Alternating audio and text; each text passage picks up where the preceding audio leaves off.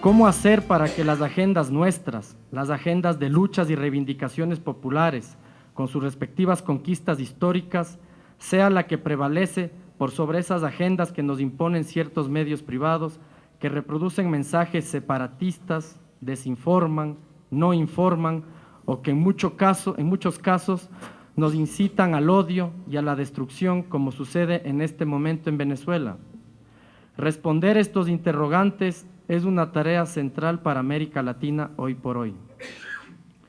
Uno de los grandes retos de la comunicación en nuestro tiempo es construir una nueva doctrina del pensamiento y de la producción de la imagen para civilizar nuestras luchas, nuevas luchas emancipadoras. Los medios de comunicación deberían trabajar en socializar y poner en común los proyectos de crecimiento y de felicidad para el pueblo, los proyectos que ahora están asociados con los procesos encaminados hacia el buen vivir y que son muchos, y tratar de emplear los medios para poner en común las conquistas que están liberando y mejorando la calidad de vida de nuestros pueblos. Es fundamental que los medios recuerden que todos estos gobiernos son una emanación de la voluntad de los ciudadanos, legitimado por los votos, por la democracia, por la obediencia política a las instituciones. Por primera vez los estados ya no son funcionales a las oligarquías, sino a la voluntad popular. Es hora de que los medios también entren en una relación más empática con el espíritu de nuestro tiempo, que es el del cambio en pro de la sociedad, de los seres humanos y ya no tan solo del mercado. Los grandes triunfos de la voluntad democrática tienen que estar en sintonía con una nueva forma de expresión mediático-política. Esa es hoy la principal tarea de la comunicación en nuestra América Latina. Muchas gracias. Bienvenidas y bienvenidos. Quienes hemos vivido en Europa y hemos padecido la pésima y muy pobre, paupérrima cobertura que hay en muchos medios de comunicación de los temas latinoamericanos, conocemos y agradecemos la gran tarea, la gran labor que la viene realizando este querido periodista, este querido amigo del Ecuador, Maurice Lemoine. Realmente recuerdo inicios de los 90, mediados de los 90, siempre buscando información crítica en los medios de comunicación europeos sobre la gran ola neoliberal, una crítica absolutamente ausente. Luego, con el auge de la Revolución Bolivariana, finales en el 98, inicios de la década del 2000, y luego en la gran ola de gobiernos progresistas en América Latina, motus por el foro, absolutamente ningún periodista de muchos medios de comunicación europeos comprometidos con un análisis objetivo, con un análisis progresista de lo que pasaba en América Latina. Quizás una de las excepciones fue este periódico Le Monde Diplomatique, que Maurice supo dirigir durante varios años, introduciendo siempre temas novedosos sobre América Latina, temas variopintos además. Maurice ha escrito sobre una gran variedad de temas, estaba revisando ahora los últimos artículos, por supuesto es un experto sobre Venezuela y el acoso de la derecha y los medios de comunicación al proceso democrático venezolano. Su último libro, Sur les eaux noires du fleuve, que se traduce en español sobre las aguas oscuras del río, que es sobre el conflicto colombiano. Maurice también es realmente un experto sobre el conflicto colombiano, ha escrito sobre el golpe de Estado en Honduras, desestabilización en Bolivia, un artículo reciente, interesante, un poco tratando de aprender de las lecciones latinoamericanas que se pueden dar en este momento en el contexto de la crisis europea, sobre todo la crisis griega. También Maurice ha sido muy crítico con nuestra izquierda, ¿no? En algunos casos siendo críticos de ciertos proyectos de izquierda también, sobre todo en el contexto centroamericano actual, siempre hablándonos de injerencismo norteamericano. Un artículo reciente sobre los embates de la soja en Paraguay, en fin, muchos temas, sus publicaciones que incluyen desde la década del 80, Sucre amer, 100 puertas de América Latina, Cuba, 30 años de revolución, también ha escrito mucho sobre Cuba, Los indios amargos, en el 93, sobre la esclavitud en el 97, The Debt, que es una novela que escribió Maurice sobre los campesinos en el noreste brasileño, un libro importante sobre América Central, Esquipulas, hora más oscura, es decir, sobre el proceso de paz centroamericano, publicado en el 2002, el libro Presidente Chávez del 2005, la Venezuela de Chávez del 2006, es decir, un gran abanico de temas fundamentalmente latinoamericanos que cubren desde, insisto, la década del 80 hasta el presente, con una visión siempre progresista en pro de las verdaderas democracias de nuestra región. Está en Ecuador en el contexto de una nueva investigación, un nuevo proyecto de libro, un nuevo trabajo periodístico, como parte de su libro Golpes Light y desestabilizaciones modernas en América Latina. Previa a su jornada de Ecuador visitó a Paraguay, Honduras, Bolivia y Venezuela, contextos que ustedes saben también vivieron estos famosos golpes light. Evidentemente no me quiero atrever a explicar y a explorar cuál es el concepto detrás de golpes light, Maurice lo podrá hacer mucho mejor que yo, pero nos suena, nos identificamos con eso de golpes light, ¿no? Lo que llaman de pronto en el lenguaje, en la jerga anglosajona, los impeachments, ¿no? La participación de los legislativos, la participación de los congresos, aquí de los famosos golpes que de alguna manera fueron legitimados a través de procesos legislativos, y evidentemente en el contexto que explora Maurice, Paraguay, ¿no?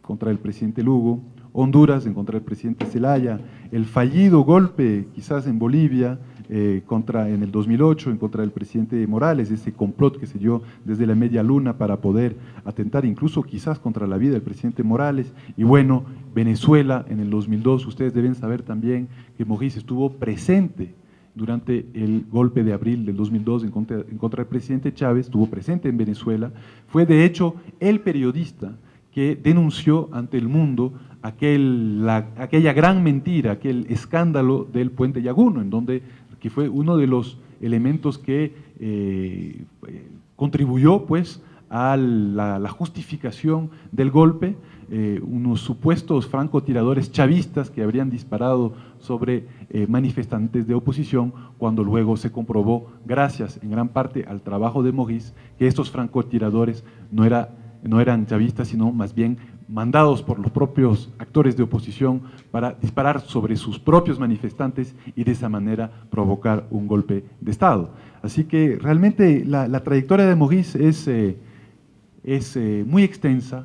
Ha escrito sobre Cuba, sobre Brasil, sobre Colombia, sobre Ecuador también, mucho. Un artículo que recuerdo en el Mundo Diplomatique sobre la CONAIE en la década del 90, que fue muy importante. Sobre Venezuela, por supuesto, que es quizás el país que mejor conoce. En fin, sin más les dejo con las palabras de Maurice Lemoine. Muchas gracias. Muchas gracias a todos ustedes por estar aquí. Espero que no se van a arrepentir. Muchas gracias, ministro Guillaume Long. Gracias a la SECOM y al CIESPAN. Bueno, gracias a todo el mundo, para no olvidar a nadie. En América Latina, si me permiten esa reflexión de europeo, los golpes de Estado han presentado una rica variedad. Hay de todo, ¿sí? En Honduras, por ejemplo, de 1808, me van a perdonar de vez en cuando mi español un poco aproximativo. En Honduras, de 1824 a 1900, o sea, en 75 años, se han sucedido 99 presidentes, más de uno por año. En Guatemala, que en realidad en aquel tiempo pertenecía a la United Fruit Company, la bananera, el pulpo, como la llamó el premio Nobel de Literatura guatemalteco Miguel Ángel Asturias. El gobierno de centro-izquierda de Juan José Arevalo quiso abolir la práctica del trabajo forzoso, quiso autorizar la creación de sindicatos, ha tenido que sufrir 28 golpes de Estado. En Panamá, Arnulfo Arias fue elegido 3 veces a la presidencia, 3 veces fue sacado. La última vez es por el general Omar Torrijos, es decir, el general que retomó el canal de las manos de Estados Unidos.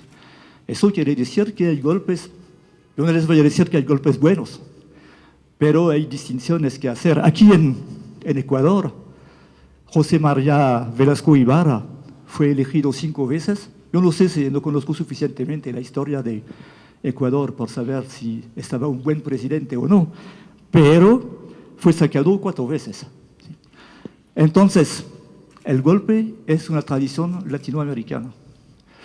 Yo les digo sin arrogancia, porque nosotros los europeos tenemos también nuestras tradiciones. Hemos ¿cómo se dice?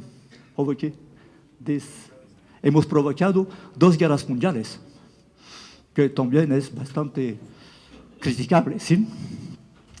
Muchos de los golpes de aquí, de acá, de América Central, de América del Sur, tuvieron como actor escondido o no el gobierno de Estados Unidos.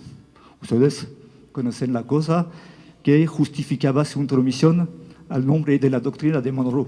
Ustedes están latinoamericanos, no les hago un curso sobre la doctrina de Monroe.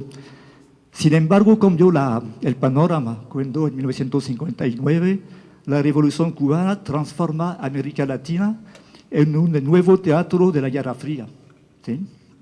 La teoriza la doctrina Truman, del presidente Harry Truman, que frente al Congreso, en marzo de 1947, dice, abro las comillas, uno de los objetivos fundamentales de la política exterior de Estados Unidos es la creación de condiciones en las cuales nosotros y otras naciones podamos forjar una manera de vivir libre de coacción.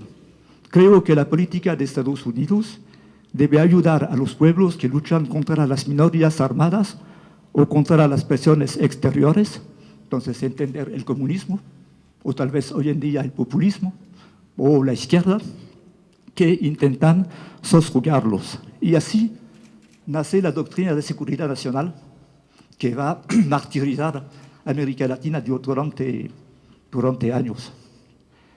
Un detalle, esta noción de seguridad nacional, ostensiblemente invocada, no constituye la única preocupación de Estados Unidos. Podríamos añadir una precisión. Habrá amenaza comunista, o amenaza populista, o amenaza izquierdistas, por todas partes donde un gobierno o grupos sociales amenazan los intereses económicos de Estados Unidos.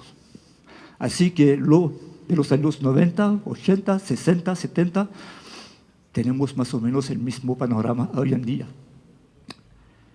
Yo corto un poco porque yo sé que soy largo. No tengo que obedecer. Entonces, lo que siguió después, ustedes lo conocen mejor que yo, a partir de 1964, el golpe de Estado que toca a João Goulart en Brasil, va a haber en Chile, en Uruguay, en Argentina, en Paraguay, en Perú, por todas partes. Los gobiernos constitucionales elegidos democráticamente están sacados del poder por la violencia y por la más grande satisfacción de Washington, ayudado por la CIA, que conocen bien, y también en aquel tiempo la Escuela de las Américas, el Centro Continental de Formación de Lucha Antisubversiva, de donde habían salido en esa época 60.000 oficiales latinos de 22 países, algo enorme. Entonces, todo eso sueña lejos, pero no lo es tanto, no lo es tanto. Concluida la Guerra Fría, las dictaduras perdieron protagonismo, se inauguró en la década de los 90 un momento que vamos a llamar dulce, ¿sí? Democracias representativas, militares en los cuarteles, partidos políticos acatando más o menos los resultados electorales. Disculpe, yo estoy un poco estresado porque habitualmente no me gusta mucho hablar en público en francés, entonces en castellano es más complicado. Oui, en los 90 regresa la democracia, pero al mismo tiempo América Latina fue el laboratorio privilegiado de las experiencias neoliberales. ¿Sí? Las economías se debilitaron, los pueblos fueron duramente atacados y les voy a dar 3 cifras para ir rápido, para explicar lo que pasó en los 90. Había en América Latina, gracias, no tiene whisky.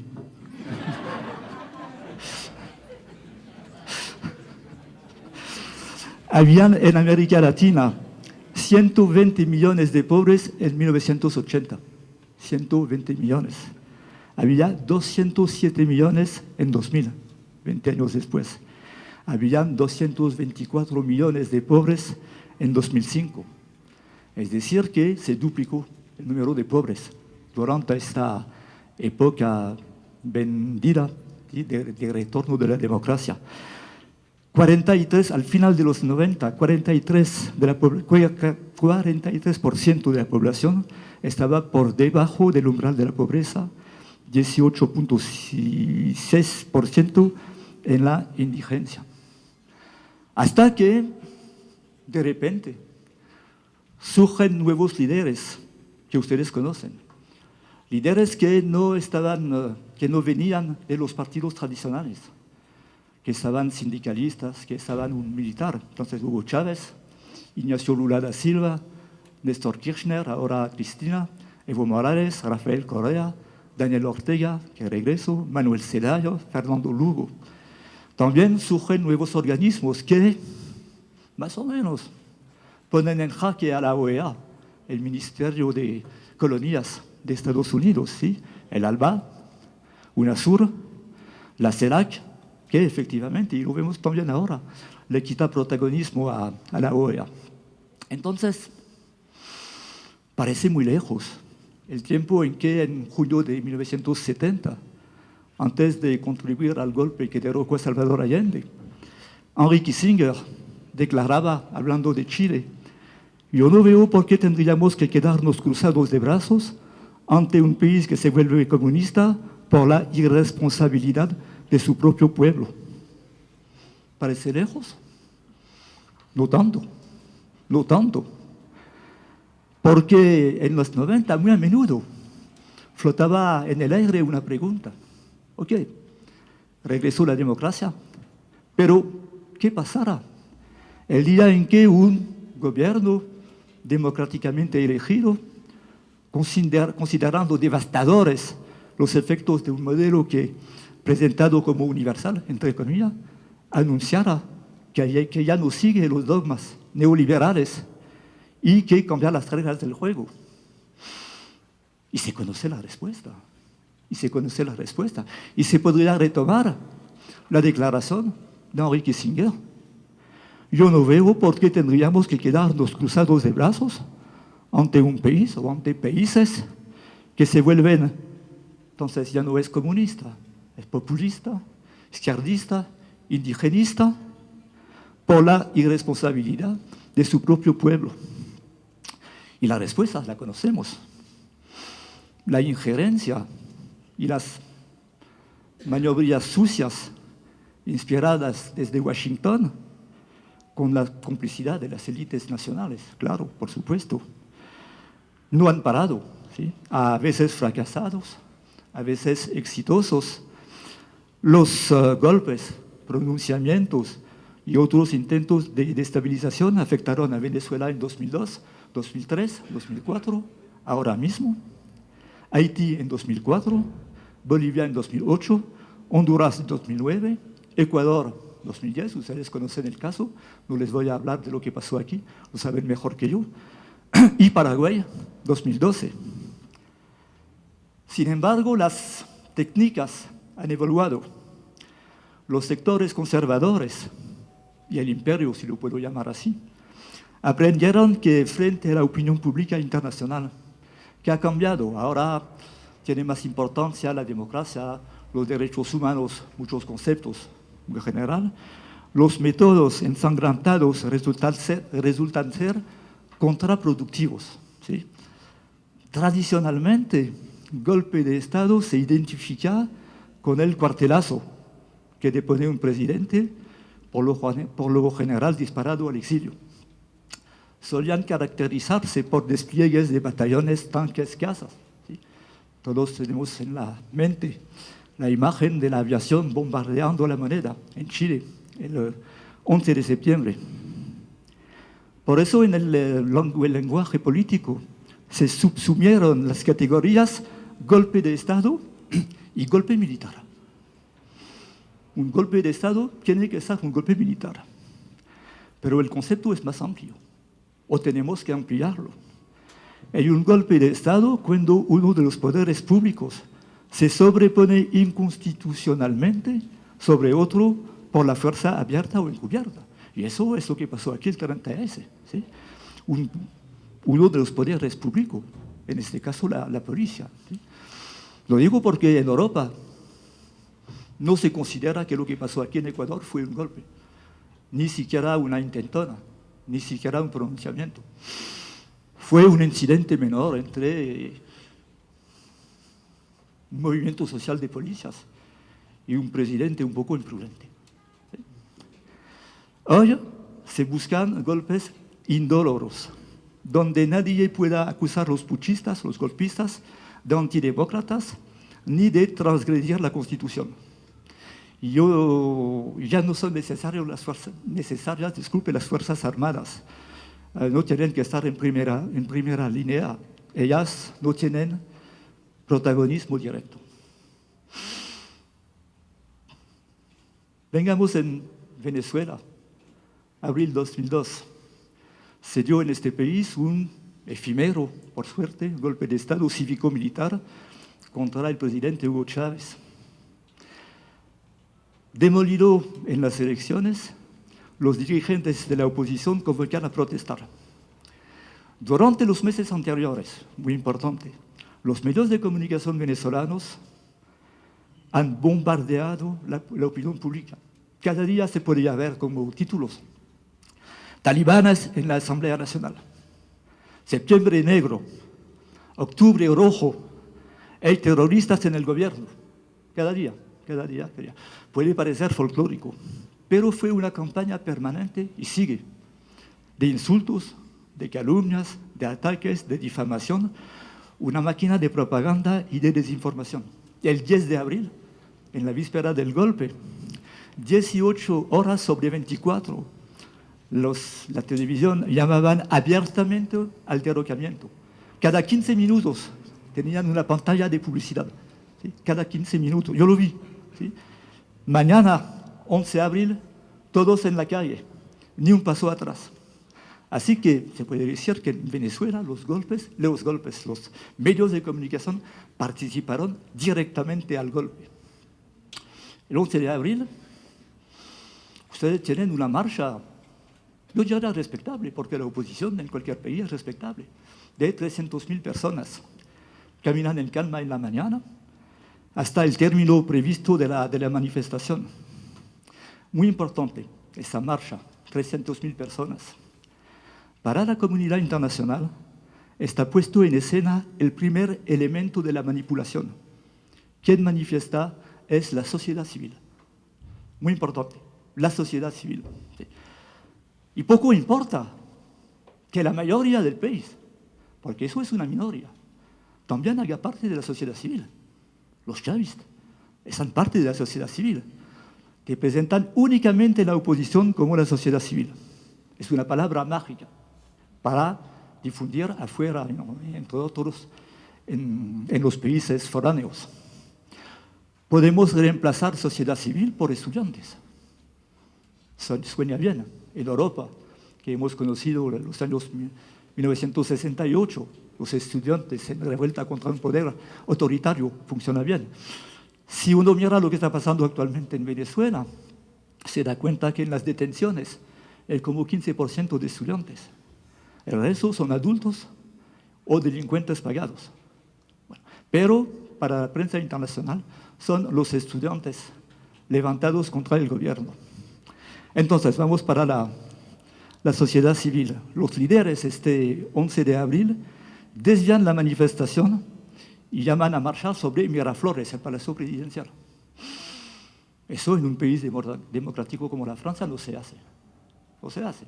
Si usted tiene la autorización para hacer una manifestación hasta la Bastilla, es hasta la Bastilla. Es impensable de decir ahora vamos al Élysée a sacar al presidente. Bueno, para acreditar la idea de multitudes, de multitudes pacíficas enfrentando una dictadura, hace falta unos mártires. Hace falta mártires. Entonces la multitud es infiltrada por agentes provocadores para incitar a una represión. Y generalmente, que el gobierno lo quiera o no, la represión es violenta. ¿Sí? Y así que tienen imágenes, lo que está pasando ahora. ¿Sí? Tienen imágenes para impresionar la opinión pública. Y más que todo, unos francotiradores escondidos sobre las terrazas de los edificios matan chavistas y gente de la oposición, creando un caos total. Una de las escenas, habló sobre ella el ministro, es en el sitio que se llama Puente Llaguno, donde están agrupados los chavistas para proteger al presidente. ¿Sí? No saben que hay una cámara de televisión en una terraza. Y entonces ellos están agredidos por francotiradores. Entonces 5 de ellos toman una arma y disparan, ¿sí? Para defenderse. La cámara filma. Y durante todo el día se va a ver en las pantallas de televisión esos chavistas disparando, pero no se sabe en contra de quién. Y el comentario es, miren, el presidente les envió para disparar sobre la manifestación pacífica. Y eso funciona. La manifestación, yo estaba en el Puente Llaguno, estaba a 400 metros, no estaba aquí. Fue una manipulación mediática mayúscula. Realmente mayúscula.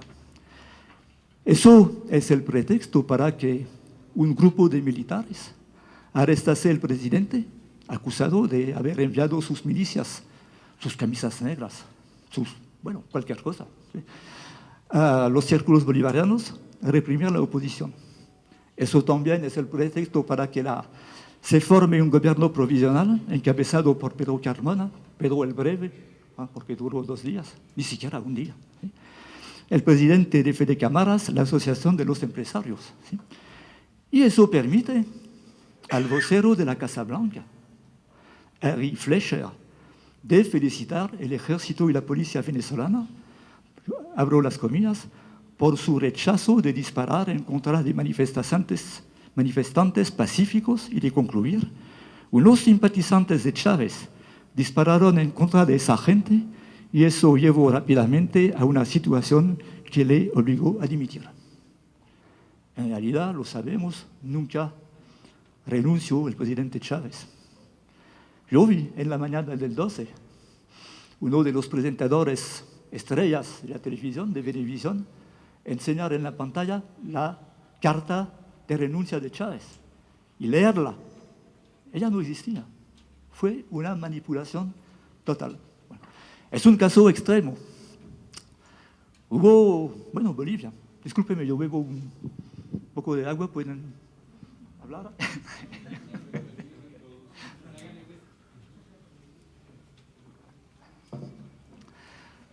Vamos a Bolivia, otro caso, otra técnica.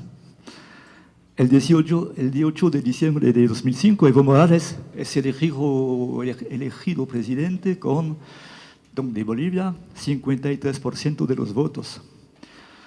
Hace lo que se hace mucho aquí en esos tiempos, convoca una asamblea constituyente, nacionaliza los hidrocarburos, pone en œuvre, ¿cómo dice en œuvre?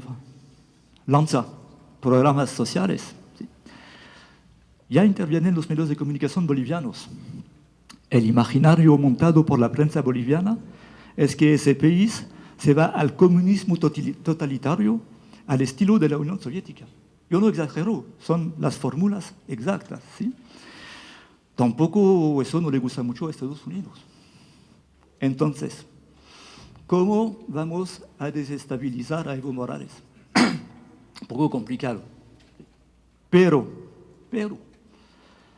2 meses después de llegar en el país, el nuevo embajador de Estados Unidos, que se llama Philip Goldberg, toma contacto con la oposición en lo que se llama la Media Luna.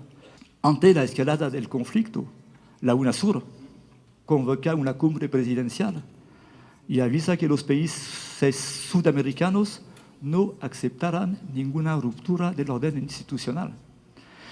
Y tercero, de mi punto de vista, los separatistas hacen un error, porque el ejército boliviano, como todo ejército, no puede aceptar el desmembramiento del territorio nacional.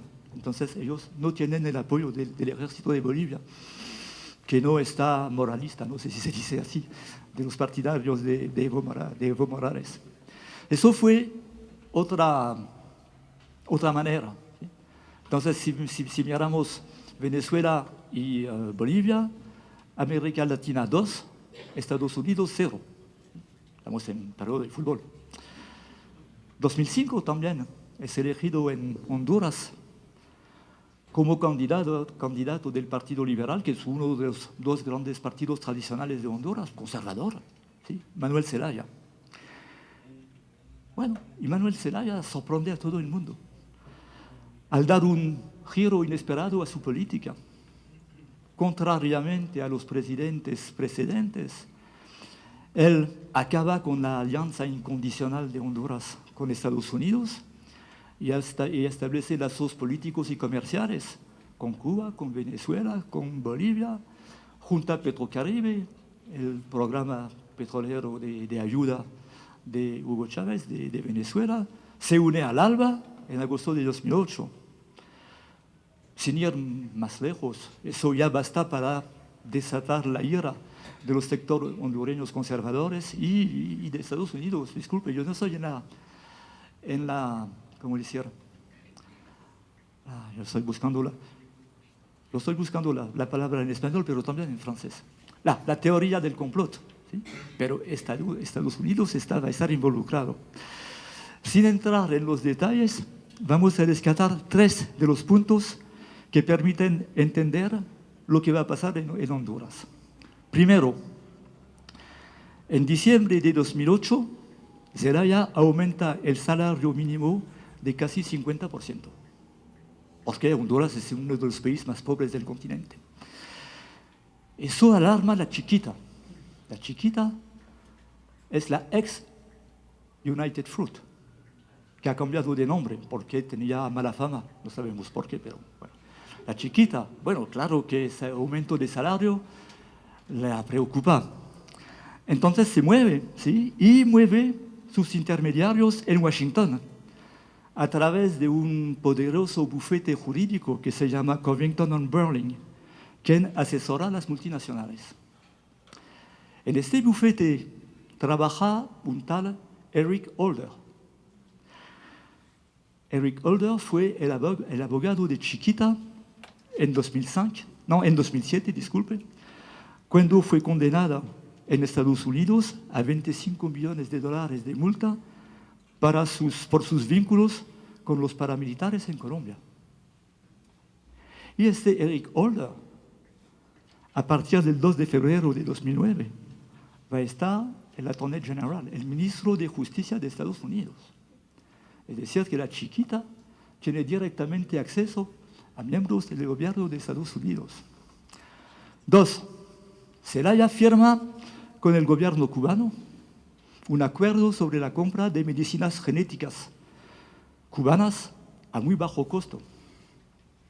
Eso enfurece a las multinacionales y las empresas hondureñas importadoras, sabiendo que la más importante empresa del sector, que se llama Laboratorios Finlay, pertenece a la familia Canahuati Larash, dueña de los 2 principales periódicos de Honduras, La Prensa y El Heraldo.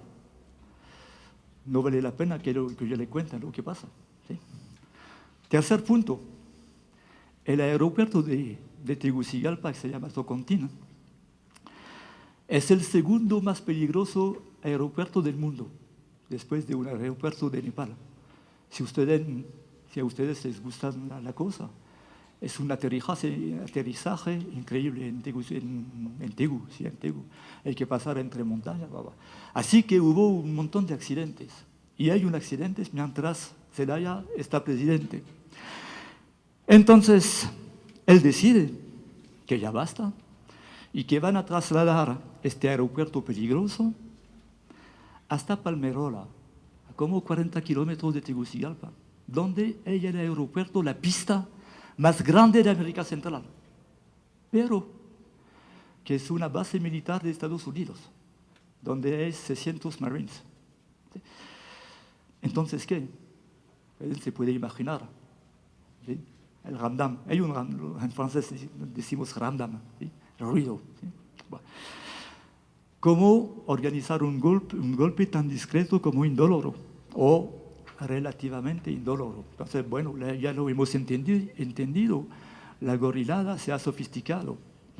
Las fuerzas conservadoras van a apoyarse en argucias jurídicas para destituir a Zelaya. Y estamos asistiendo a una nueva modalidad de golpe de Estado, que vamos a ver también en Paraguay un poco más tarde. Los golpes constitucionales. ¿Sí? Voy rápido porque supongo que si ustedes están aquí, ya conocen más o menos el caso. ¿Sí? Este golpe tiene como punto de partida la decisión de Zelaya de poner el día de las elecciones generales, donde se elige el presidente, los diputados, los alcaldes. Una cuarta urna, en la quienes se acerquen a votar recibirán una papeleta con la pregunta: ¿está usted de acuerdo con la convocatoria a una Asamblea Nacional Constituyente para que elabore una nueva Constitución? ¿Sí o no? Zelaya hace la misma constatación que la que hicieron Chávez, Rafael Correa, Evo Morales al inicio de sus mandatos respectivos. Con la actual Constitución es imposible realizar las transformaciones sociales necesarias para erradicar las desigualdades y la miseria. Pero esta cuarta urna es condenada a gritos, ¿sí? Por la oposición, por una fracción del Partido Liberal, el propio partido de Manuel Zelaya, los empresarios, la jerarquía muy conservadora de las iglesias católica y evangélica. Y esa consultación es considerada ilegal por la Corte Suprema, el Congreso y el Tribunal Electoral. ¿Sí? Bueno, todo eso. Todos acusan. Zelaya quiere hacer una reforma, una nueva constitución, para aspirar a un segundo mandato que está prohibido en la actual Carta Magna. Eso es la acusación que va a retomar la prensa internacional. Yo no puedo traducir en español, pero Libération, que es un periódico en Francia que hace mucho tiempo fue de izquierda, titula Zelaya le putsch au crimen. Zelaya, ¿cómo podríamos decir? Empuje al crimen. ¿Sí? Bueno, Le Monde dice que Zelaya es responsable.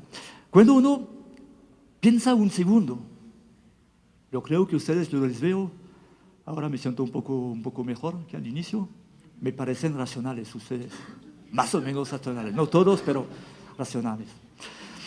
Si se instala una cuarta urna el día de las elecciones generales, a las cuales no se puede presentar Zelaya, ¿cómo lo van a reelegir? Eso no tiene ningún sentido, pero va a funcionar. Y la explicación la van a recalcar la prensa nacional y muy a menudo la va a repetir la prensa internacional sin ninguna reflexión. Así que el 28 de junio de 2009, Zelaya es secuestrado por un comando militar, puesto en pijama en un avión rumbo a Costa Rica. Si ustedes conocen un poco América Central, entre Tegucigalpa y San José de Costa Rica hay 30 minutos de vuelo, pero el avión tiene que hacer una escala en Palmerola, en la base de los gringos, que no ven nada, que no saben nada, que no están al corriente, que no han visto. Yo les propongo que hagamos una experiencia. Tomamos un avión y vamos a aterrizar en una base militar de Estados Unidos y vamos a ver lo que pasa, si nos van a venir a preguntarnos qué están haciendo aquí, quién está en el avión y qué está pasando. Bueno, pero pasamos. El interés de la cosa es que en este asunto las Fuerzas Armadas al final ocupan un lugar secundario, porque, primero, una parte del poder legislativo y judicial legitiman el golpe de Estado. Segundo, porque inmediatamente los militares devuelven el poder a los civiles. ¿Sí? Inmediatamente. ¿Sí? La destitución de Zelaya se acompaña del nombramiento de Roberto Micheletti, que hasta ese momento estaba presidente del Congreso. La maniobra es perfecta. ¿Sí? Una junta militar sometida al poder civil ha velado por el estricto cumplimiento de la Constitución puesta en peligro por Zelaya. El responsable es Zelaya. El que ha traicionado la patria es Zelaya. Y pasa, y pasa, y pasa así. Uno o dos detalles. A ver, no, está bien. No, estamos entre nosotros. Si a un momento les canso, me lo dicen y paramos. ¿Eh? No, porque a veces yo estoy asistiendo a una conferencia y me aburre. Se veras. Entonces, había un embajador, claro, de Estados Unidos en Honduras en aquel tiempo. Él se llamaba Hugo Llorens. ¿Sí? En 2002 y 2003, él estaba el director de los asuntos andinos. Entonces, en los Andes y en Venezuela. ¿Sí? En el Consejo de Seguridad Nacional. Es decir, que él estaba en función en el corazón de la máquina en contra de Hugo Chávez en Venezuela. Después, la OEA, porque no existía la CELAC en aquel tiempo, los Estados Unidos en la OEA van a hacer una maniobra y van a poner como mediador un gran amigo de Estados Unidos, que es el expresidente de Costa Rica, Oscar Arias. ¿Sí? Oscar Arias va a hacer una mediación donde se entiende muy rápidamente que la idea estaría que, Zelaya regresa. Zelaya, ustedes se recuerdan, está en la embajada de Brasil, ¿sí? Está refugiado. Regresa al poder, pero sin poder. Esa es la idea.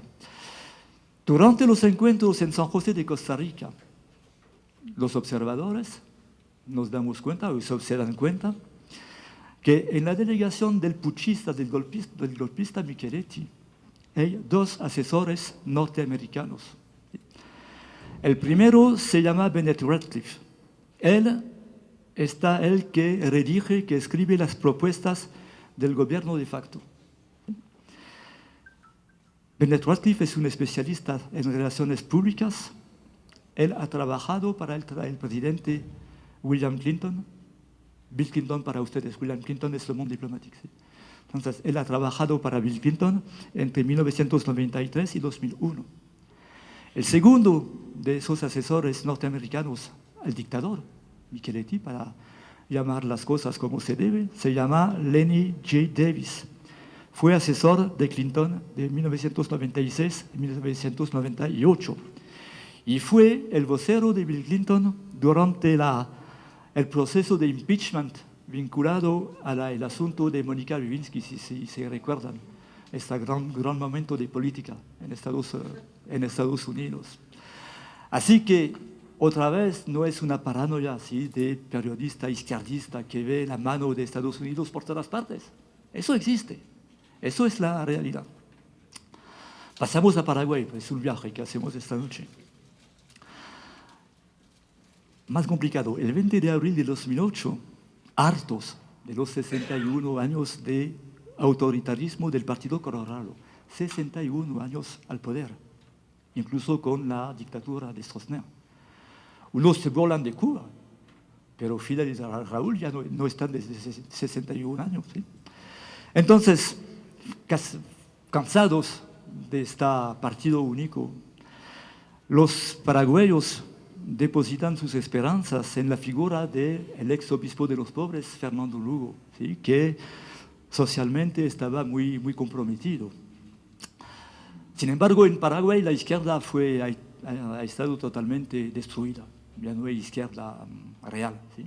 Hay izquierdistas, hay gente de izquierda, pero no está organizada.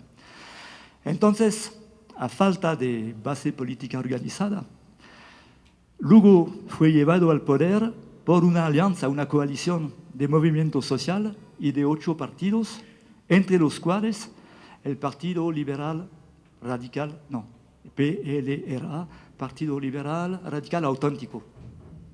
Auténtico, no sé qué, pero auténtico. Una formación conservadora, incapaz hasta entonces de doblegar los colorados, que utilizan a Lugo para llegar al poder. Y que rápidamente, una vez llegado al poder, lo van a abandonar. Y no únicamente lo van a abandonar, pero lo van a combatir. ¿Sí? Aunque cercano a los gobiernos progresistas del ALBA, Lugo implementa una política muy moderada, en realidad. No es un radical, es un exobispo, ¿sí? Pero de todas formas es demasiado. Aunque las reformas sean moderadas, es demasiado, ¿sí? Por ejemplo, él rechaza la instalación de una base militar estadounidense en Mariscal Estigarribia, en el Chaco, a unos kilómetros de la frontera con Bolivia. Él se niega, dice no. Él se niega también a otorgar a la multinacional canadiense Rio Tinto Alcan, que busca instalar una planta de aluminio a orillas del río Paraná. Se negó a otorgar subsidios en energía que llegaban a los $200 millones anuales. Dice que no. No. Aumenta el gasto social, permite el acceso gratuito de los pobres a los hospitales y habla de una reforma agraria y expresa su simpatía con los campesinos, con los movimientos campesinos, que gracias a este apoyo explícito, ¿sí?, multiplican las ocupaciones y las manifestaciones. Hay que explicar que en Paraguay unas 300.000 familias de campesinos no tienen tierra. A pesar de que Paraguay es el 4º exportador mundial de soja, ¿sí? La soja pasó de 1.5 millones de hectáreas en 1993 a 3.1 millones en la actualidad. Se duplicó. Es decir que las tierras están entre las manos de terratenientes, bueno, un gran clásico de América Latina, y de multinacionales. Las multinacionales. Entonces, rápido, porque no toman nota, yo creo que puedo ir rápido. La estadounidense Cargill, que tiene 20 silos, una fábrica, 3 puertos privados. AMD Paraguay Sueca de Estados Unidos, Bunge de Estados Unidos, Louis Dreyfus de Francia, Noble de Hong Kong, BASF y Bayer de Alemania, Dow de Estados Unidos, Nestlé de Suiza, Parmalat de Italia, Unilever, bueno, un montón de multinacionales, pero cabe mencionar un detalle, es que aunque a través de sus actividades generan el 28% del Producto Interno Bruto, latifundistas y transnacionales apenas contribuían al 2% de los ingresos fiscales del país. Eso quiere decir que hay un problema. En este panorama, luego de apoyarlo por mero oportunismo, el PLRA, con el vicepresidente a la cabeza, Francisco Santos, se vuelve en contra del jefe de Estado. A cada rato dicen: hay que destituirlo, lo vamos a destituir. Él está enfermo, tiene un cáncer un momento, lo vamos que destituir. Y la Unión de Gremios de la Producción apoya también. Yo quisiera que se paran un momento sobre un detalle que les voy a dar, porque es realmente muy interesante. Esta Unión de Gremios de la Producción, un poderoso lobby, pide que se introduzcan nuevas variedades genéticamente modificadas. ¿Se dice así en castellano? ¿Sí? Bueno. ¿Cómo se dice? Transgénicos se dice. Ok, me han entendido, ¿sí? OGM en francés. Más corto. Entonces, que se introduzcan nuevas variedades de maíz, de algodón y de soja. ¿Sí? Y hay una variedad que fue introducida en contrabando desde Brasil hace mucho tiempo y que al final, bueno, dijeron, ok, está bien. ¿Cuál va a estar la manera de sacar Lugo del poder? Le cuento rápido, si puedo. A unos 400 kilómetros de Asunción, cerca de una pequeña ciudad que se llama Curuguati, una ciudad, disculpe, lo digo como en la vida, una ciudad de mierda, ¿sí? Pero donde a cada esquina hay un banco. ¿Sí? Hay sin tierras que ocupan pacíficamente una propiedad de la que se apropió Blas Riquelme, expresidente del Partido Colorado, que tiene una empresa de 70.000 hectáreas, ¿sí? Y que se sabe que la tierra que reivindican los campesinos, 1.000 hectáreas, están del Estado. Están del Estado. Todo el mundo lo sabe. Hay un decreto número 3.000, sí, bueno, y todo eso. Sin embargo, el 15 de junio de 2012, más de 300 policías fuertemente armados irrumpen para desalojar por séptima vez en 10 años a los 60 campesinos presentes en ese momento en el campamento. ¿Sí? Y se desencadena un intenso tiroteo, donde mueren, en que pierden la vida, 11 campesinos y 6 miembros de las fuerzas de seguridad.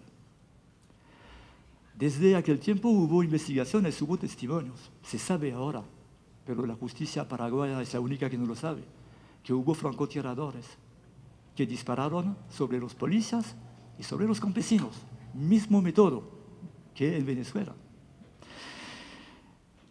Además, a pesar de la acusación de los medios de comunicación paraguayos, la presencia de mujeres y de niños en el campamento quita toda credibilidad a la hipótesis de que los campesinos habrían tendido una emboscada a las fuerzas de seguridad.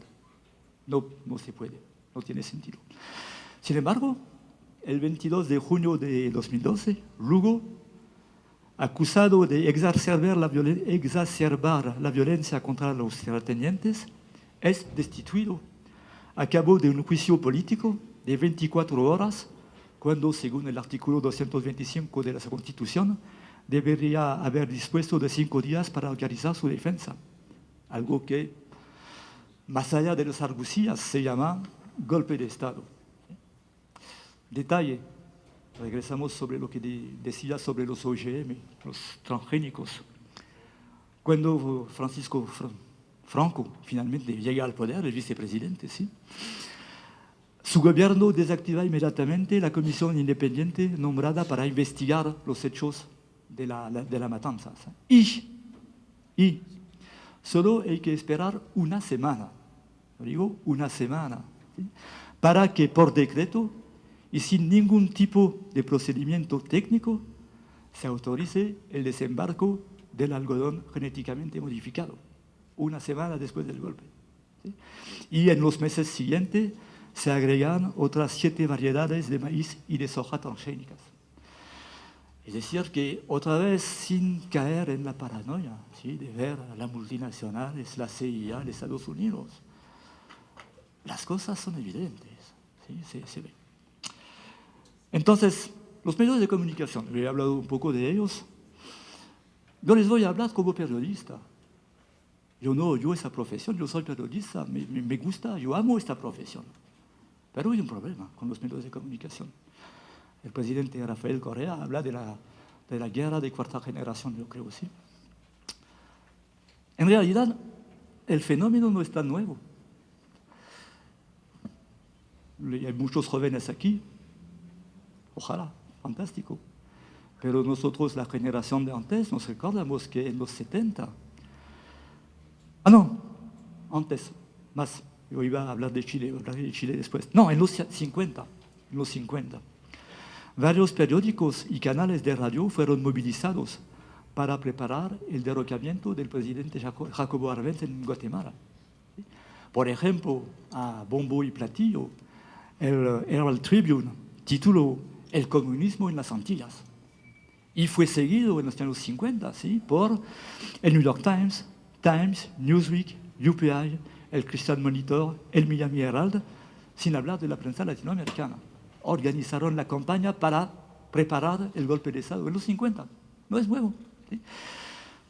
Al inicio de los 70, ya llegamos a Chile.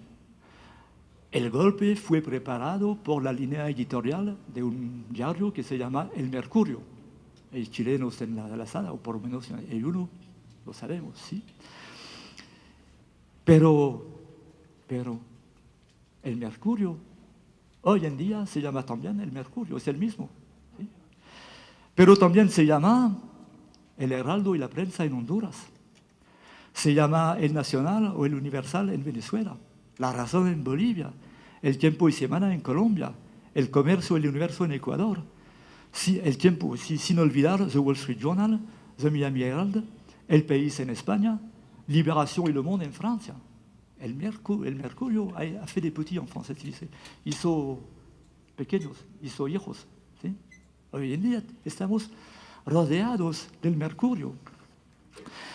En el Estado moderno, los medios de comunicación son el principal instrumento para orientar la opinión pública y llevarla hasta los objetivos que se desean, al punto que se convirtieron en arma de guerra. ¿Sí? Arma para la guerra cultural, la guerra psicológica, la de desinformación y la de propaganda. Y en esos últimos años con un último frente, que son Internet y las llamadas redes sociales. En el contexto latinoamericano, donde los partidos tradicionales salieron del periodo neoliberal totalmente desacreditados, ¿sí? Descalificados, gran parte de la prensa privada se ha convertido en actor político, es decir, que reemplazan los partidos políticos tradicionales. Y en realidad ya no se trata de información. Entonces, ¿cómo funciona? La desinformación tiene sus reglas. Pensamos en la crisis en Venezuela en 2002, o aquí en Ecuador, en Bolivia, bueno, todo lo que hemos hablado hasta ahora. La crisis que precede el conflicto, el nudo duro del conflicto, está empujada a su paroxismo. El jefe de Estado enemigo, porque hay que llamarlo así, el jefe de Estado enemigo es satanizado y presentado como un aventurero, un populista, un dictador, un tipo autoritario, incompetente, peligroso. ¿Sí? Bueno, yo nunca voy a olvidar el 12 de abril de 2002 en Venezuela, en Caracas, porque fue una noche donde nadie ha dormido. ¿Sí? A las 6:45 de la mañana, en Venevisión, principal canal de televisión en aquel tiempo, el animador estrella Napoleón Bravo recibe actores del golpe de Estado. ¿Sí? No se sabe dónde está Chávez, fue secuestrado. Se puede pensar que el golpe a reusir, es un éxito. ¿Sí? Y el director de un instituto de sondeos, que se llama Víctor Manuel García, habla de su papel, ¿sí? En el centro de operación de los militares en Fuerte Tuna, que es el Ministerio de la Defensa de Venezuela. Y él dice, abro las comillas, a un momento nos faltaban las comunicaciones. Entonces, de los militares, no tenían comunicaciones entre ellos. Y tengo que agradecer a los medios por su solidaridad, toda la cooperación que nos brindaron para conseguir esas comunicaciones con el exterior y repercutir las directrices que me indicaba el general González González. Y en esta entrevista, también el viceamiral Héctor Ramírez Pérez, golpista, ¿sí? Que termina diciendo, pero yo insisto, para agradecer a los medios de comunicación.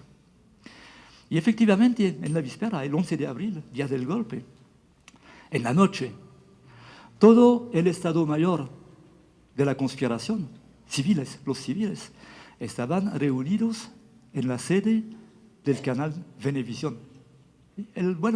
Estaba el centro de operación, el canal Venevisión. Ulteriormente, el 13, el presidente de la Asociación de las Televisoras Venezolanas va a firmar el decreto que disuelve la Asamblea Nacional y participan todos, Venevisión, RCTV.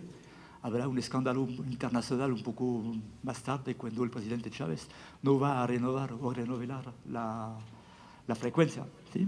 Pero participaron en el golpe. Globovisión, los diarios El Nacional, El Universal. Entonces, paramos un momento sobre Venevisión. Momentico, ¿sí? En aquel tiempo, porque ha cambiado un poco, pertenece a Gustavo Cisneros. Gustavo Cisneros es uno de los hombres más ricos de América Latina. ¿Sí? Es un amigo personal de George Bush, el Papa, porque ustedes saben que Estados Unidos es la única democracia con Corea del Norte donde se puede estar presidente de padre en hijo. Entonces, conoces un amigo personal de George Bush. Es dueño de Cisneros Group, con el acento, ¿sí? Uno de los más grandes grupos mundiales de telecomunicación. Tiene inversiones, entonces voy a ir rápido porque hay un montón, ¿sí? América Online Latin America, tiene como socio AOL Time Warner, AOL Brasil, AOL México, AOL Argentina, AOL Puerto Rico. Es aliado con Hughes Electronic en DirecTV Latinoamérica, el líder de la televisión satelital en Latinoamérica y el Caribe, más de 180 canales. Más de 180 canales. Es uno de los más importantes accionistas de Univision. Univision es una telaraña que agrupa entre otros a Televisa de México, CNN en español, El Nuevo Heraldo, El Diario de las Américas, eso en Miami, El País de España, la revista Semana de Colombia, El Universal, El Nacional y Globovisión de Venezuela y demás repetidoras de las propagandas del Departamento del Estado, ¿sí? Y también está presente este grupo en la agroalimentación, la industria minera, la restauración fast food rápida, la informática, las telecomunicaciones y es dueño de Coca-Cola en Venezuela. Entonces se pueden imaginar el grupo que representa eso. Si hablamos de Honduras, 10 familias han financiado el golpe de Estado. Fue planeado por un grupo empresarial liderado por Carlos Roberto Facuse, expresidente de Honduras y dueño del periódico La Tribuna, ¿sí? Que junto con la prensa y el Heraldo y los canales de TV 2, 3, 5 y 9 fueron el pilar fundamental del golpe. Cuando el presidente Zelaya estaba en el poder, a un momento se dio cuenta que la prensa, los medios de comunicación no repercutaban todo lo que hacían de bueno. Sí, criticaban, pero entonces él ha tenido que crear una radio y una televisión pública, no existían en Honduras. ¿Sí? Bueno, había una guerra terrible. El Heraldo y la prensa, otras armas del golpe, pertenecen a Jorge Pepsi Canaguatl Larache. Jorge Pepsi lo han entendido porque es el dueño de Pepsi en Honduras, ¿sí? Pero también es dueño de las franquicias de Pizza Hut, Kentucky Fried Chicken, 7-Up, Enjoy, Team, Gatorade, etc. Y, claro, por supuesto, uno de los dirigentes del conservador Partido Nacional. Si ustedes quieren disfrutar 2 minutos, ¿sí? Un poco de tiempo para respirar, les voy a dar el ejemplo rápido, muy rápido, de la pluralidad de los medios de comunicación en Honduras. ¿Sí? Pero rápido. Yo leo, ya leía, pero yo leo más. ¿Sí? Diarios, revistas e imprentas. Dueño Jorge Canaguatl Larache. La prensa, El Heraldo, Yes, Estilo. Carlos Flores Facuse, La Tribuna, Litoplast Industrial. Rodrigo Wong Arevalo, Hablemos Claro Financiera, AES Deportiva, Cromos. TV, Cable, Internet y Telefonía, Rafael Ferrari. Grupo Televicentro, Canal 5, Telecadena 7 y 4, Telesistema 3 y 7, Mega TV, Multivision, Multidata, Multifon, Televicentro Online. Las radios, Rafael Ferrari, dueño de Emisoras Unidas, HRN, Radio Norte, Suave FM, Rock and Pop, Vox FM, XY, 94 FM, Radio Satélite, Radio Caribe, Radio Centro. Miguel Ordóñez Fernández, dueño de Audio Video, Radio América, Radio San Pedro, Super 100, La Moderna, Radio La Ceba. Rodolfo Arias Navas, Comunicaciones del Atlántico, Radio El Paseo, La Ceba, Stereo 92, Stereo 102.5, Romántica 103. Bueno, es en materia de gracias. Venga a hacer la conferencia, por favor. Bueno, se ve que es una cosa increíble. Ahora, como soy europeo, yo quisiera hablarles, para el poco tiempo que me queda, del país, de España. Muy importante, importantísimo. Es uno de los enemigos más fuertes y más duros de todos los gobiernos de América Latina que yo voy a llamar progresistas. Todos. Chávez, Maduro, Correa, Evo Morales, Cristina Fernández, Néstor Kirchner antes, todos. Es el diario español de referencia. En Europa, toda la gente que trabaja sobre América Latina, los periodistas, universitarios, investigadores, estudiantes, leen El País. ¿Por qué?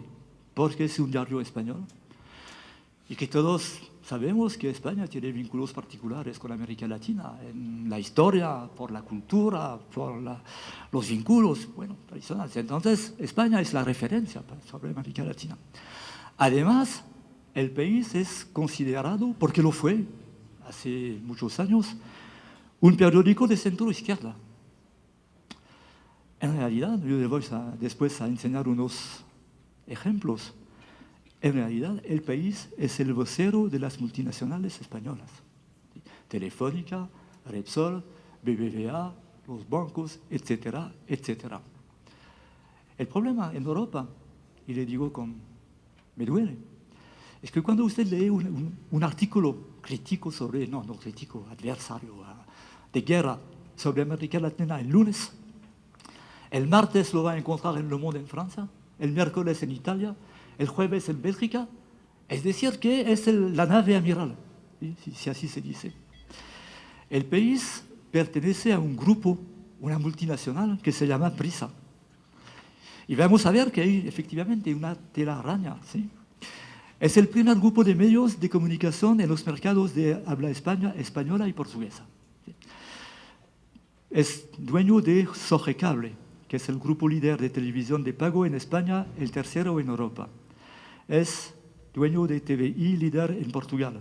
Tiene 15% de las acciones del grupo Le Monde en Francia. Le Monde en Francia fue un periódico de referencia, muy serio. Fue, desgraciadamente, ¿sí? Prisa está presente en 22 países. 22 países. Tiene, por ejemplo, Unión Radio. Unión Radio tiene 24 millones de oyentes y más de 1.250 emisoras. Imagínense, ¿sí? La potencia.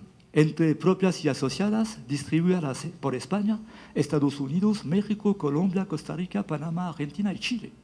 Están por todas partes. Prisa posee 19% de las acciones de Radio Caracol, que los colombianos de izquierda llaman Radio Paracol. No sé por qué. No quiero saberlo. Disculpe. 19% de Radio Caracol.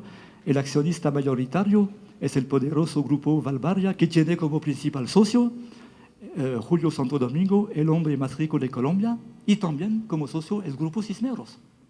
Todo eso es una familia. Todo eso es una familia, es una consanguinidad, ¿sí? Entonces, claro que todos más o menos van a decir la misma cosa. Yo hablo de Colombia. Hasta hace poco tiempo, El Tiempo, principal diario de Colombia, pertenecía a la familia Santos. Fue editor Francisco Santos, que también fue vicepresidente de Álvaro Uribe.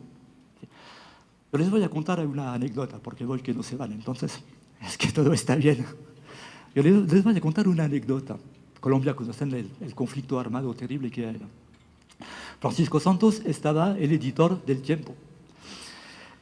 Y en todos sus editoriales escribía de una manera muy dura en contra de los secuestros, de la violencia, de los paramilitares, de la guerrilla y todo eso. Bueno, un tipo bien, un tipo correcto. En 1998, él contacta a los paramilitares. Lo ha contado Salvador Mancuso. Y les dice su inquietud, ¿por qué las milicias de las guerrillas están avanzando en los barrios populares de Bogotá? Y pide a los paramilitares de crear un bloque capital. Y los paramilitares, Salvador y Mancuso, les dicen, sí, claro que sí. Y si quieres, puedes estar al mando. Y Francisco Santos dice, que no, que yo soy periodista, que yo no puedo, que yo no sé, que bla, bla, bla. Bueno, estamos en Colombia, todo se sabe. Así que rápidamente Francisco Santos es amenazado de muerte por las FARC. Bueno, hay una lógica, ¿sí? ¿Qué hace Francisco Santos? ¿Quiere bien? Y gritando a los derechos humanos, o sea, se va para España. Toma el exilio. ¿Y qué hace en España? Él es periodista. Trabaja en El País 2 años. Y se hace muchos amigos de los periodistas del País. y después regresa a Colombia y es elegido vicepresidente de Álvaro Uribe.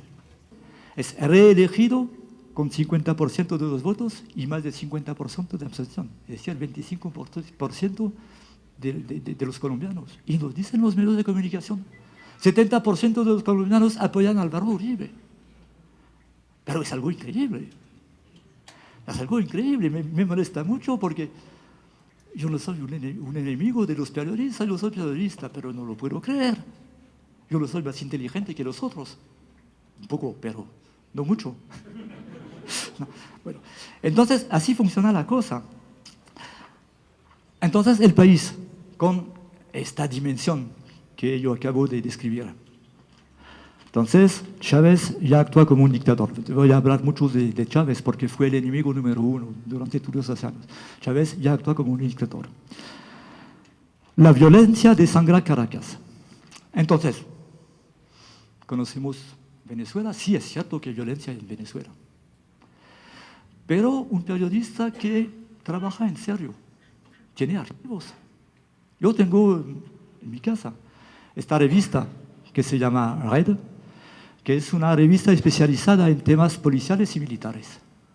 Este número es de diciembre de 1996, ¿sí? Es decir, 2 años antes de la llegada de Hugo Chávez al poder. Y en esta revista hay un reportaje sobre un grupo de intervención especial de la policía de Venezuela. ¿Sí? Lo enseño aquí.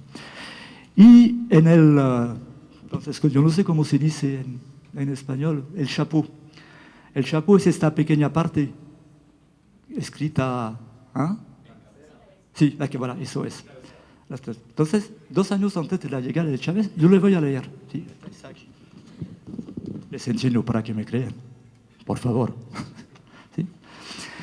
Con una medida de 80 muertos por balacera cada fin de semana, con ataques diarios en los transportes públicos, con su pobreza, es una revista de derecha, no son izquierdistas, ¿sí? Militares y policías en Europa, con su pobreza en desarrollo exponencial, con una crisis económica y una inflación de más de 1000%, más de 1000% en 96. Los 56% de ahora no son buenos, pero por favor, 1000% en 96. Caracas es, desde algunos años, una de las ciudades y tal vez la ciudad más peligrosa del mundo. Eso es de 1996. Así que un periodista puede escribir: en la lucha contra la inseguridad, el gobierno de Chávez ha fracasado. Pero no se puede escribir lo que podemos leer por todas partes. Desde que llegó Chávez, explotó la delincuencia en Caracas. Eso no es cierto. Entonces, conocer el pasado es, claro, una necesidad para un periodista. Entonces, el narcotráfico penetra en Venezuela. Por supuesto, porque primero Venezuela está arrinconado entre el primer productor de cocaína del mundo, Colombia, y el primer consumidor. Entonces, claro que pasa por Venezuela. Y además, porque esta ola de inseguridad está directamente vinculada a la penetración de los narcos, y entre otros de los narcoparamilitares colombianos en Venezuela. ¿Sí? Eso es una de las explicaciones de la inseguridad en Caracas. A veces a uno le da la risa. Entonces va a estar complicado porque necesito 2 manos, yo ya tengo uno para el micro. Vamos a hacerlo, sin embargo. Mira, yo tengo el mismo número del país, que es del 12 de noviembre de 2009. Aquí tienen 2 páginas. Yo les leo el título. Millones de brasileños se quedan a oscuras. El peor apagón en una década afecta a Río de Janeiro, Sao Paulo y Belo Horizonte. Un fallo en el sistema, un fallo en el sistema de interconexión de Brasil colapsó la hidroeléctrica de Itaipú. Y explican que hubo un fallo, y papá. 2 páginas más lejos, aquí, mismo número. Los cortes de agua y de luz hunden a Hugo Chávez en los sondeos. En el mismo número, ¿sí? Un problema técnico en Brasil y en Venezuela hunden a Chávez en los sondeos. Es decir, que es la incapacidad del gobierno venezolano. Entonces les voy a contar rápidamente una historia que ustedes casi conocen. Si la conocen demasiado me lo dicen y pasamos a otra cosa, porque casi terminé. Es lo de los ordenadores mágicos de Raúl Reyes. Conocen la historia. A partir, bueno, no les contó las circunstancias. Sí, Raúl Reyes tenía un campamento provisional en Ecuador. Yo digo provisional porque yo entrevisté a Raúl Reyes unos meses antes en Colombia. Pero él tenía este campamento para negociar con suizos y franceses la liberación de Ingrid Betancourt.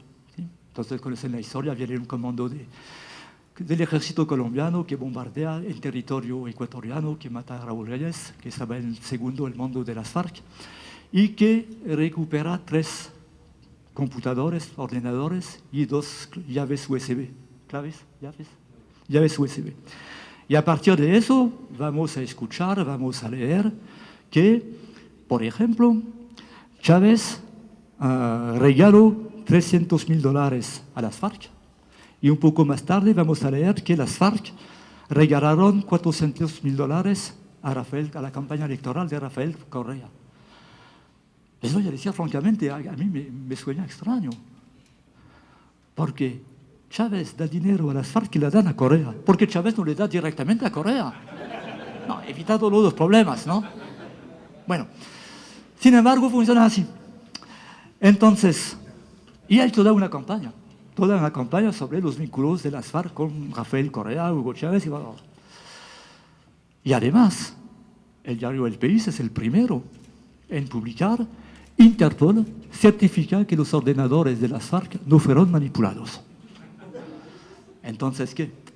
Ustedes, esa periodista, ¿qué hacen? Copian la cosa y repiten y repiten. Y una cosa también que se puede hacer es leer el informe de Interpol. Pero eso es un trabajo, ¿sí? Además es en español ¿sí? Pero porque cuando uno lee el informe de Interpol, no es la misma música. No es la misma música. Lo voy a hacer rápido porque estoy seguro que ustedes conocen que ya aquí, bueno. Raúl Reyes muere el 1 de marzo de 2008. El 15 de mayo se hace público el informe. El informe reconoce, página 31. El acceso a los datos contenidos en las citadas pruebas no se ajusta a los principios reconocidos internacionalmente para el tratamiento de pruebas electrónicos por parte de los organismos encargados de la aplicación de la ley. Primero, todo eso no es correcto. Lo dice Interpol. Interpol nos dice que, y si quieren averiguar, está aquí, con mucho gusto les enseño. Interpol nos dice, página 28. Entonces, va a estar un poco complicado, ¿sí?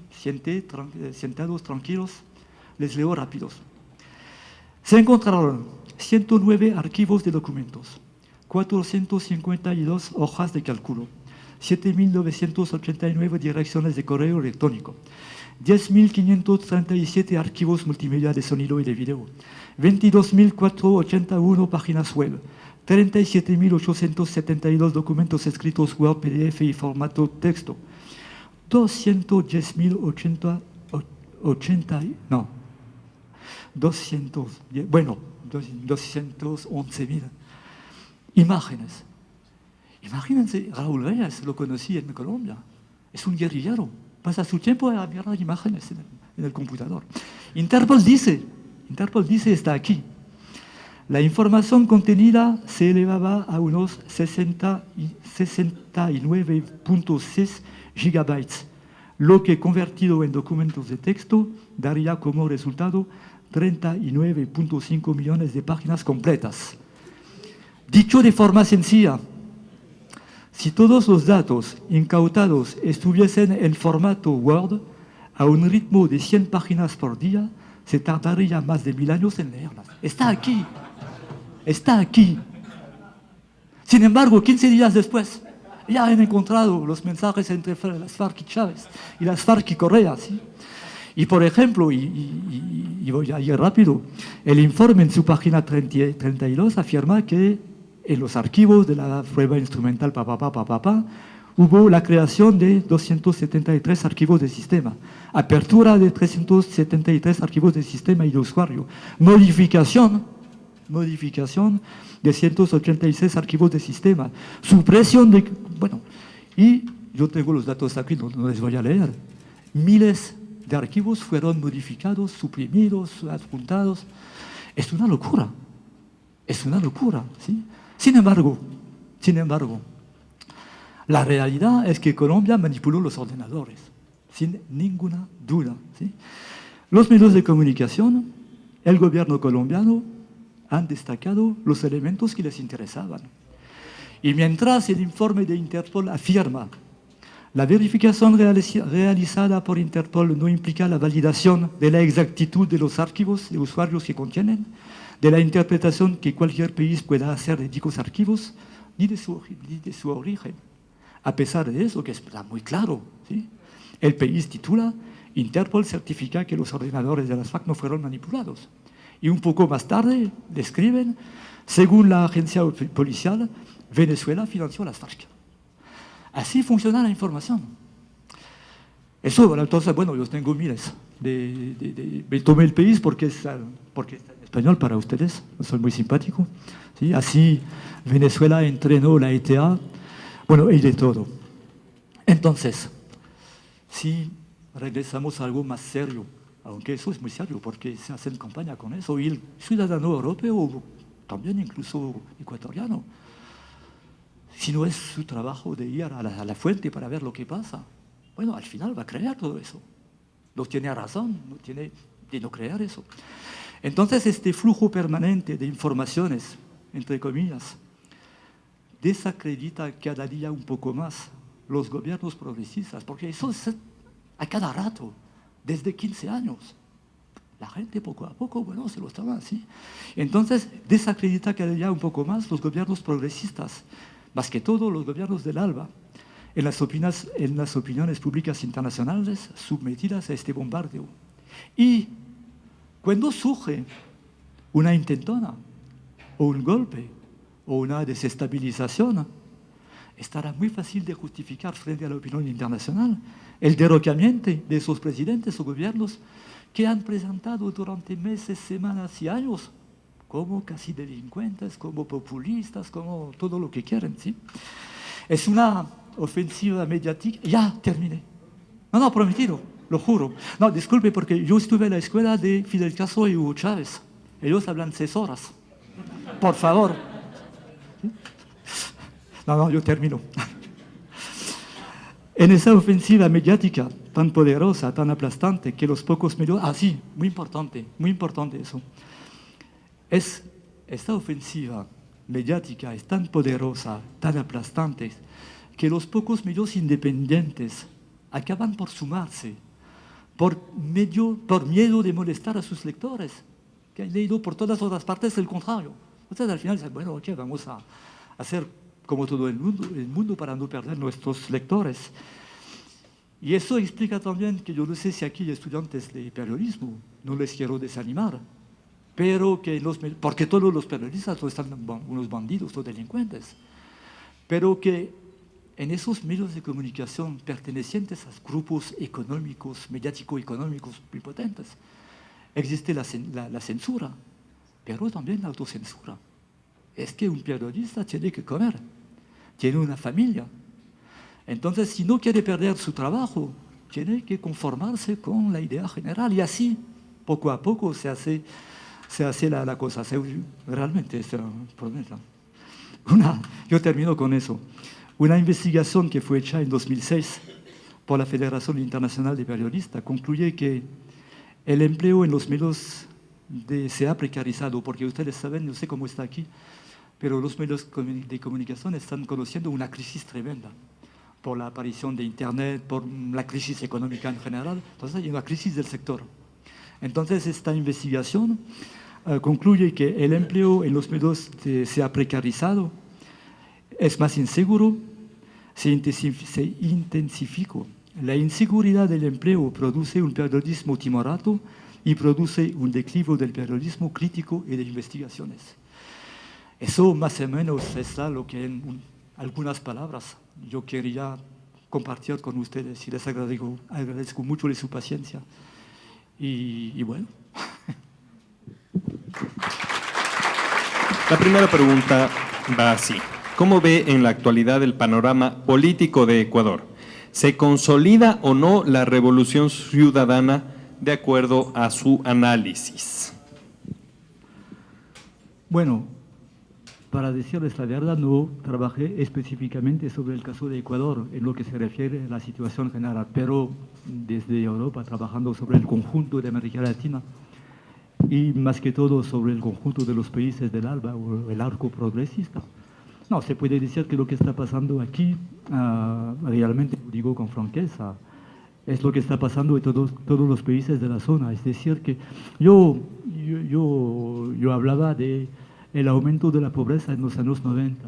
Cuando uno se recuerda, yo recuerdo como periodista en los años 90, estábamos desesperados. América Latina iba de mal en peor, ¿sí? Iba de Caribe encima, como se dice, ¿sí? Entonces, claro que hoy en día, y se ve porque en todas las elecciones nacionales, por lo menos, incluso las últimas elecciones municipales, claro que todavía hay problemas.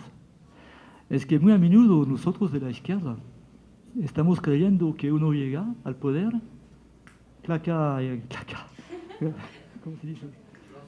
Bueno, eso así, y todo se resuelve.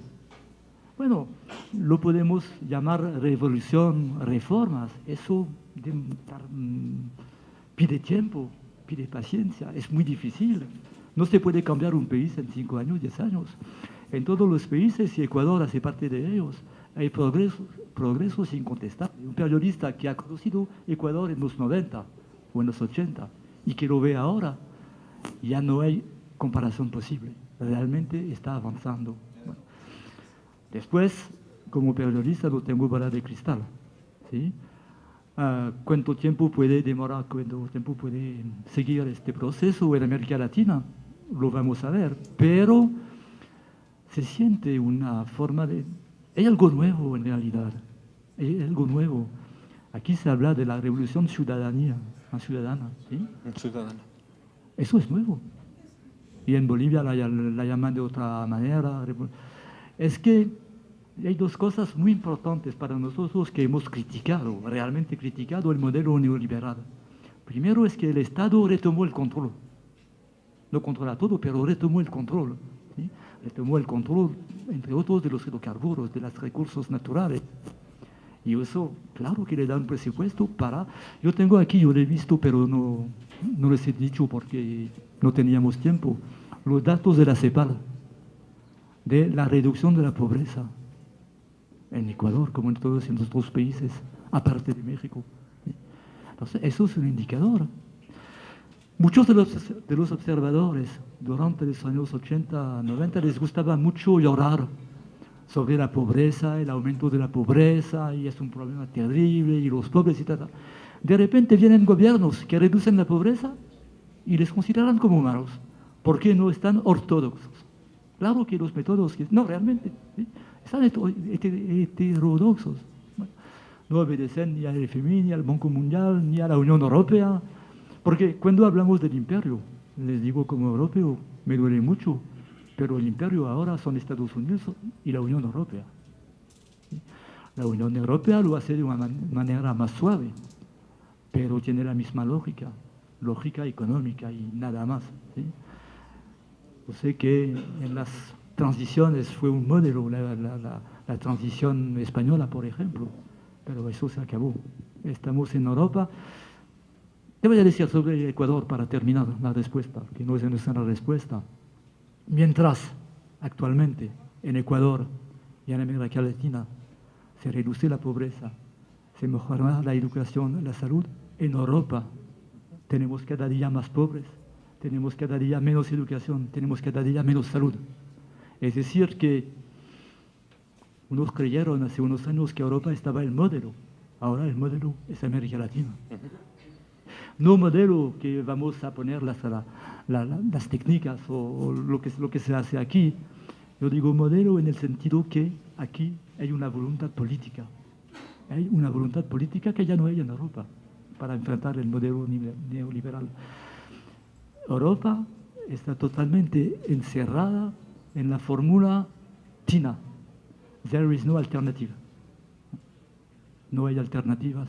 Ustedes ya lo han superado. Y en ese sentido, si me pregunta lo que está pasando en Ecuador, me parece muy positivo. De acuerdo. Saludamos a los asistentes que se encuentran en la sala contigua. Ha sido tal el interés por su charla que hemos tenido que habilitar otra sala con circuito cerrado. La siguiente pregunta, nos restan dos más. ¿Los procesos pueden ser transferibles de país a país, como dicen los opositores? No, en realidad no. Todos sabemos que los procesos que se desarrollan en los países que hemos evocado, cada uno tiene su contexto, cada uno tiene su historia, que Venezuela no es Ecuador, Ecuador no es Bolivia, Bolivia no es Argentina. Entonces, no hay un modelo. Hay la búsqueda de fórmulas para tener políticas positivas frente a los desafíos de América Latina. Pero no hay modelos que se pueden exportar. Lo que sí se ha exportado es la voluntad común de trabajar juntos. Es algo increíble. No sé si ustedes se dan cuenta porque están adentro de la historia, que en el enero pasado hubo una reunión de la CELAC en Cuba, en La Habana. Eso estaba impensable hace unos años. De una manera simbólica, América Latina toma su independencia. Complicado, no digo que está ganado la cosa, sí, se va a estar una lucha permanente. Pero es una... Y en esta CELAC hay gobiernos de izquierda, gobiernos de derecha, hay Rafael Correa, Juan Manuel Santos, que no comparten todo, pero al final que están empezando a trabajar juntos en la integración latinoamericana. Y eso es algo fenomenal. De un punto de vista de un europeo que he conocido América Latina desde las 70, ¿sí? Son ahora más de 40 años, eso es fenomenal. Pase lo que pase. Siguiente pregunta. ¿Cómo describiría usted la situación actual de Venezuela según su experiencia personal? Bueno, muy rápido porque ya hemos hablado mucho de eso. Claramente, yo estoy buscando la fórmula que ya escribí. Entonces, una estrategia para la atención. Eso es. Es decir, que la oposición que había hecho de las elecciones municipales pasadas un plebiscito en contra de Nicolás Maduro, perdió. Ahora las próximas elecciones tienen que esperar 2 años. Entonces los sectores más radicales de la derecha, se puede decir casi de ultraderecha o de ultraderecha, no quieren esperar. Ya lo hicieron 1000 veces, lo hemos visto cada vez. ¿Sí? Además, hay una pelea interna en la derecha, ¿sí? Entre Capriles Radonsky, que ha perdido 2 veces, una vez frente a Chávez, una vez frente a Maduro, y que unos quieren desplazar a favor de Leopoldo López. Esta pelea es importante porque hay una escalada, ¿sí? Leopoldo López tiene que ir hasta la escalada. La gran estrella de lo que está pasando actualmente es María Corina Machado, ¿sí? Un aspecto que no he tocado, no he explicado, pero lo saben ustedes, entonces, que les voy a contar, es que en los 60, 70, las oposiciones estaban financiadas por la CIA, ahora lo están por la New Endowment for Democracy, ¿sí? Un organismo teóricamente independiente, o la USAID, ¿sí? María Corina Machado, cuando creó hace unos años Sumate, una ONG, ¿sí? Una ONG fue financiada por Estados Unidos. ¿Sí? Y cuando uno observa realmente lo que está haciendo la diputada María Corina Machado, está más a menudo afuera que adentro del país. ¿Sí? Claro. Están en un intento de destabilización. El sueño de la oposición venezolana es crear un caos tal que la población, incluso los chavistas, ya no aguantan. Y digan lo que pasó en Nicaragua en 1990, ya no aguantamos, y mientras tendremos los bolivarianos a la cabeza del Estado, va a estar lo iba a decir el bordel en francés, va a estar el bazar, el caos. Y entonces renunciamos. Pero yo creo, de mi punto de vista, es muy peligroso, porque están intentando esta cosa para poco a poco debilitar a Nicolás Maduro, deslegitimar a Nicolás Maduro. Es muy peligroso porque Maduro tiene un apoyo mayoritario. Y hubo un trabajo pedagógico, político tan intenso de Chávez durante 15 años que la gente no va a aceptar y que están tomando el riesgo de una guerra civil. Se puede hacer un golpe de Estado cuando el gobierno tiene 15% de apoyo, pero cuando tiene 55% de gente realmente politizada. ¿Qué pasó aquí? El 30S, la gente bajó en la calle. ¿Qué hubiera pasado si la gente, los ecuatorianos, se hubieran quedado en casa? Tal vez los golpistas consiguen la cosa. Entonces, hay un riesgo enorme. Hay dos países donde se puede pasar así, es Bolivia y Venezuela. ¿Sí? Entonces, yo veo el futuro, bueno, no lo veo porque lo he dicho, un periodista está para analizar el presente, el pasado, el futuro. Hay una fórmula de un sabio asiático que dice: la experiencia es una lámpara que se toma en las espaldas. Esclarece el pasado, pero al frente queda la oscuridad. Siguiente pregunta y última de la noche. Entonces, última respuesta. La expongo literal. ¿Cree usted que hoy en día se puede fraguar un golpe o desestabilización de un gobierno elegido democráticamente a través de las redes sociales en Internet? En escenarios como la Quinta Cumbre Mundial de Comunicación Política realizada en Cartagena, Colombia, donde los asistentes escucharon conferencias de ciudadanos ecuatorianos autodenominados como personas de la oposición de este gobierno de una forma oportunista, expusieron argumentos de un presidente Correa opresor, como con una comunicación unidireccional y de caudillo. Como migrante tengo una buena imagen del presidente Correa, nos indica él o la asistente. Adelante. Entonces, Internet y las redes sociales son un... Bueno, si me permite, regreso aquí para una hora. No, eso es un actor nuevo. Internet es la mejor cosa del mundo y la peor cosa del mundo. Las redes sociales van a convocar a la gente que ya está convocada a esto que ves. Si ustedes ven lo que dicen las redes sociales sobre Correa, no les va a importar. El problema es que están retomados por los medios de comunicación. El mismo problema. Hay un gran parte, desde mi punto de vista, pero eso es un debate real, ¿no? Y no soy especialista en este asunto.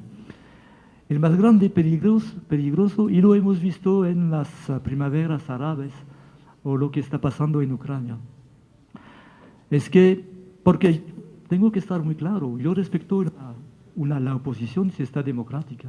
Un país, un gobierno necesita de una oposición, si está democrática. Bueno, lo que pasó en varios países en esos últimos tiempos es que las redes sociales convocaron a bajar en la calle, vamos a la calle, ¿sí? Entonces hay una burbuja, una atmósfera, un ambiente y todo el mundo de la oposición va a la calle. Eventualmente derrocan al gobierno, pero después se dan cuenta que en esas redes sociales había de todo. Había oposición democrática, había oposición respetable, pero también habían islamistas, habían gente de la ultraderecha, y así que sacan un gobierno del poder, y muy a menudo lo que hemos visto un gobierno humano, pero para poner un peor, o tal vez un peor. Eso es un problema. Es decir que, de mi punto de vista, el trabajo político no pasa por Internet y no pasa por las redes sociales. Pasa por las movilizaciones que ustedes han conocido desde años y décadas. Es decir, el trabajo político en conjunto. Después, Internet puede ayudar en la comunicación de todos, pero sin un trabajo de participación ciudadana, ¿sí? Directa en reuniones, conferencias, trabajo en los barrios, me parece a mí, pero no soy un experto, más peligroso que otra cosa. Gracias por ser parte de este evento que es que articula el camino a la cumbre para un periodismo responsable, que nace como una iniciativa ciudadana, regional y nacional, en la que la participación de varias entidades del Estado, cuyo deber es el cumplimiento de los derechos de comunicación e información, están consagrados en la actual Constitución del Ecuador, aprobada por el Poder Popular en el 2008. La Secretaría de Educación Superior, Ciencia, Tecnología e Innovación, la Secretaría de Comunicación, el equipo de CUPRE, CIESPAL, agradecemos la presencia de Maurice Lemon y todos quienes presencial o virtualmente se han interesado en su ilustrativa charla, encaminada al análisis y reflexión profunda, determinante en el ámbito político, social y comunicacional en nuestro medio. Muchas gracias a todos y hasta la próxima. Gracias.